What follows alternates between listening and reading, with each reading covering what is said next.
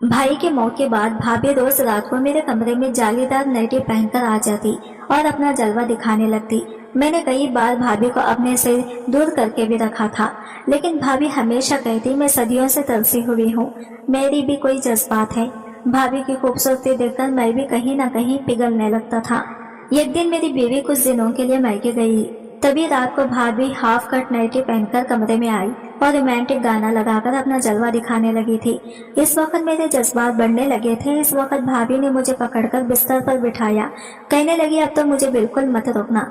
और इस वक्त भाभी ने लाइट बंद करते ही पूरे जोश के साथ, सावन का महीना था, बहुत तेज बारिश हो रही थी।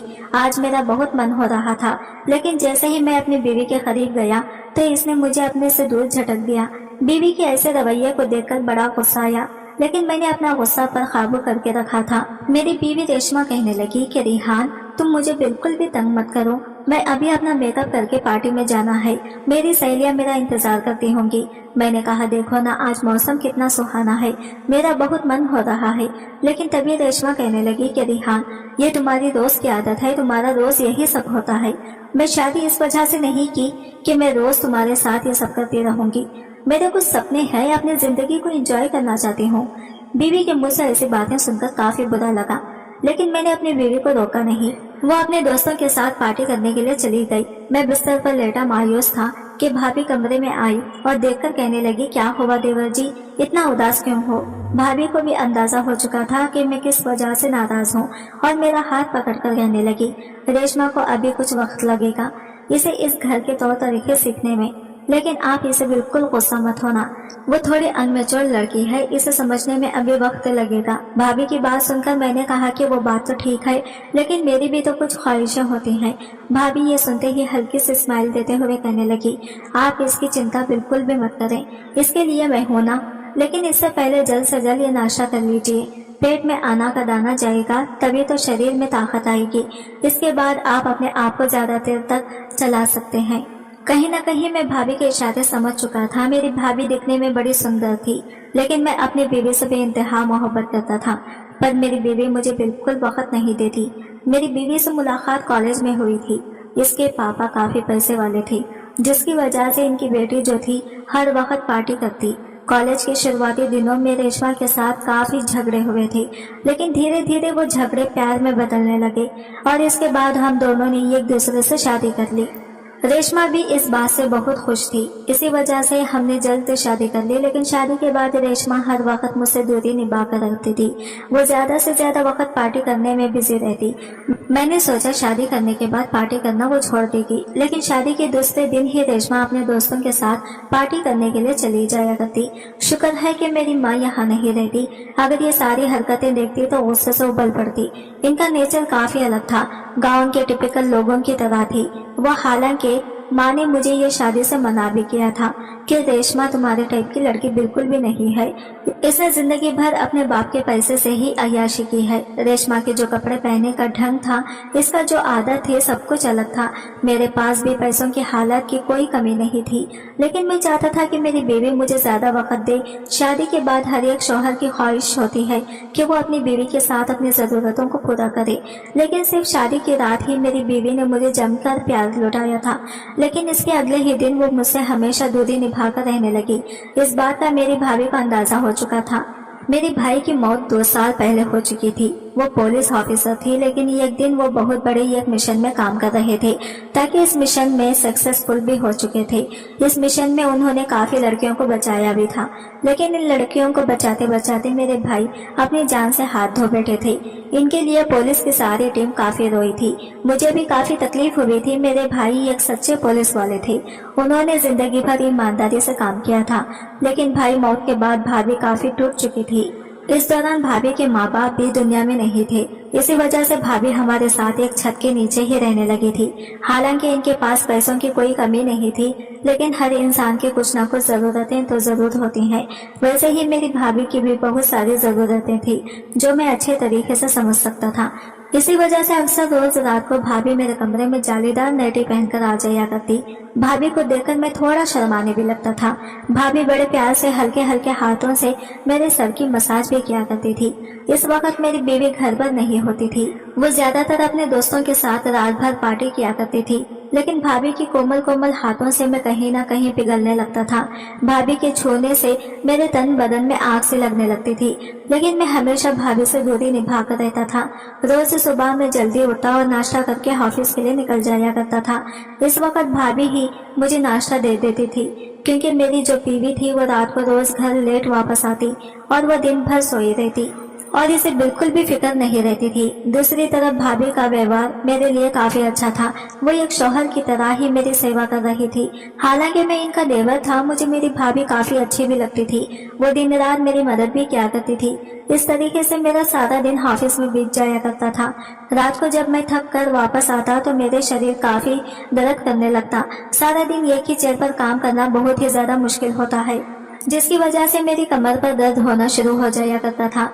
मैं अक्सर शाम को जब भी घर वापस आता और अपनी बीवी को कहता तो वो कहती, मेरे पास इन चीजों के लिए बिल्कुल भी वक्त नहीं है, मुझे अभी तैयार होकर अपनी सहेलियों के साथ बाहर घूमने जाना है। मैं अक्सर अपनी बीवी को कहता, शादी के दौरान हम दोनों ने एक दूसरे से वादे किए थे कि हम दोनों एक दूसरे के सुख दुख में साथ रहेंगे, लेकिन तुम तो हमेशा ही अपने दोस्तों के साथ वक्त दिया करती हो। तुम्हारे लिए मैं इम्पोर्टेंट बिल्कुल भी नहीं हूँ। मेरी बातों का मेरी बीवी पर बिल्कुल भी कोई असर नहीं होता था। वो तो चुपचाप बैठकर अपना मेकअप करती और छोटी छोटी ड्रेस पहनकर अपने दोस्तों के साथ बाहर घूमने के लिए निकल जाया करती। मैंने आज तक कभी भी इसे पार्टी करने से बिल्कुल भी नहीं रोका था। मैं वही बिस्तर पर बैठा तड़प रहा था, लेकिन तभी पीछे से भाभी कमरे में आई और गर्म तेल लेकर कमर की मालिश करने लगी। मेरी भाभी काफी अच्छी थी, इसे मेरी हर छोटी मोटी चीजों का काफी अच्छे से मालूम था। भाई के जाने के बाद उन्होंने ही इस घर को और मुझे अच्छे से संभाला था। मालिश करने के दौरान भाभी कहने लगी, देवर जी, आपको अगर इतनी देर से दर्द हो रहा था तो आप मुझे बता देते, मैं खुद ही आपकी कमर पर मालिश कर देती। आपको रेशमा को बोलने की बिल्कुल जरूरत नहीं थी।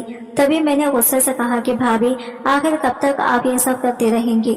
रेशमा का फर्ज बनता है। मुझे लगा था कि रेशमा शादी करने के बाद सुधर जाएगी, लेकिन वो और ज्यादा ये सब हरकतें करने लगी है। अगर मैं उस पर गुस्सा करूं, इस पर चिल्लाऊं, तो वो मुझे हमेशा अपने पापा के घर हमेशा वापस जाने का बोलने लगती है। अब मैं आखिर करूं तो क्या करूं? तभी भाभी कहने लगी कि इसे कुछ वक्त लगेगा, इसे थोड़ा वक्त दे। अगर वो ठीक नहीं होती तो इसके बाद हम कोई दूसरा तरीका जरूर निकाल लेंगे। ये कहते ही भाभी बड़े ही प्यार से मेरे पूरे बदन पर हाथ फैलाने लगी। भाभी की ऐसी हरकतें देखकर मुझे इन पर प्यार आने लगा था। मेरे जो जज्बात थे वो बढ़ने लगे थे। बाहर बारिश भी तेज हो रही थी, मौसम भी काफी रोमांटिक सा था। मैंने जैसे ही अपनी आंखें बंद की तो धीरे धीरे अपनी बीवी को याद करने लगा। तभी भाभी को भी अपनी बीवी समझकर जैसे ही मैं अपने होश खोने लगा तो जल्दी ही मेरी आंखें खुल चुकी थी। मैं जल्दी पीछे हट चुका था। भाभी भी शर्माते हुए कमरे से बाहर चली गई। आज मैं रात भर इंतजार कर रहा था। मेरे सब्र का बांध टूट चुका था। जैसे ही बीवी घर के अंदर आई तो शराब में चूर थी। मैं इसे पकड़कर कमरे में बिठाया और गुस्सा करने लगा, लेकिन तभी वो बिस्तर पर जाकर लेट चुकी थी। मैं समझ चुका था कि अभी इससे बात करने का कोई फायदा नहीं है। जब ये सुबह उठेगी तब मैं बात जरूर करूंगी। रात भर बैठकर मैं बस यही सोच रहा था कि मैं अपनी बीवी के साथ क्या सपने देखे थे, लेकिन साथ ही सपने मेरे अधूरे बन चुके थे। शायद मुझे ही रेशमा के साथ शादी नहीं करनी चाहिए थी। मेरे दिमाग में इस वक्त अजीबोगरीब ख्यालात से आने लगे थे। सुबह जैसे ही रेशमा ने अपनी आंखें खोली तो मुझे देखकर चौंक गई। कहने लगी, तुम मुझे क्यों देख रहे हो? मैंने कहा कि मुझे तुमसे कुछ जरूरी बात करनी है। तभी रेशमा कहने लगी कि मुझे तुमसे कोई बात नहीं करनी।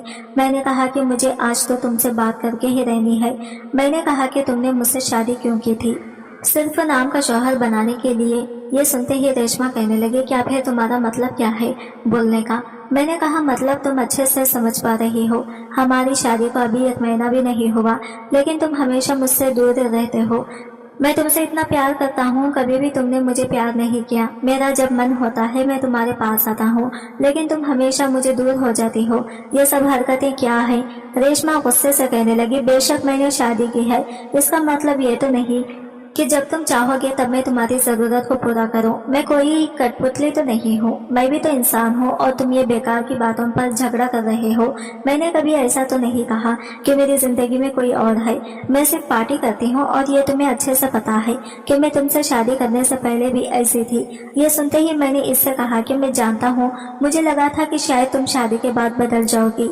रेशमा मेरी बात सुनकर कहने लगी, ये तुम्हारी सिर्फ गलतफहमी थी। मुझे टॉपिक पर और बात नहीं करनी, मुझे अभी इसी वक्त कहीं निकलना है। मैं रेशमा को आवाज देता गया, लेकिन वो वॉशरूम में चली गई। मैं भी गुस्से से कमरे से निकल चुका था। आज मैंने नाश्ता भी नहीं किया था।